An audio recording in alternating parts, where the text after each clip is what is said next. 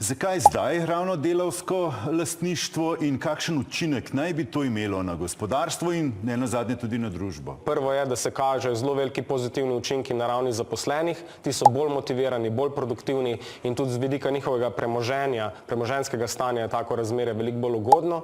Na ravni podjetij se kažejo, da so podjetja v lasti zaposleni veliko bolj produktivna, več vlagajo zaposlene, več vlagajo v družbeno okolje in so veliko bolj stabilna ter odporna na krize.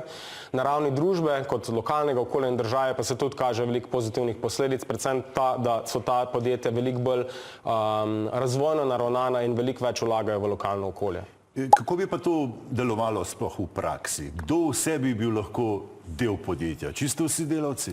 Shema temelji na dveh osnovnih principih. Prvi princip je prostovoljna odločitev za shemo. Lastnik se prostovoljno odloči, da bo vstopil v to shemo, enako tudi zaposleni, se pravi, ni nobene prisile, kvečjemu so spodbude. Drug princip sheme je pa, da je široko vključujoča in osnovni pogoj je, da mora biti vsaj 75% zaposlenih v družbi vključeni v to shemo, s čimer se ta zelo razlikuje od drugih prevzemov, ki smo jih spremljali recimo v preteklosti, ker je vrhen vodstven kader naredil prevzem podjetja.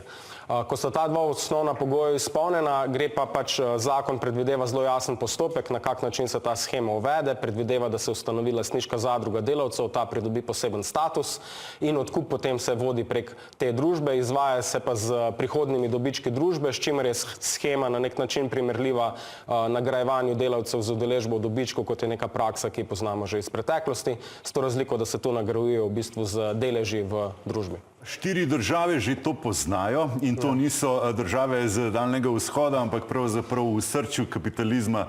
To so ZDA, Velika Britanija, Kanada in Danska.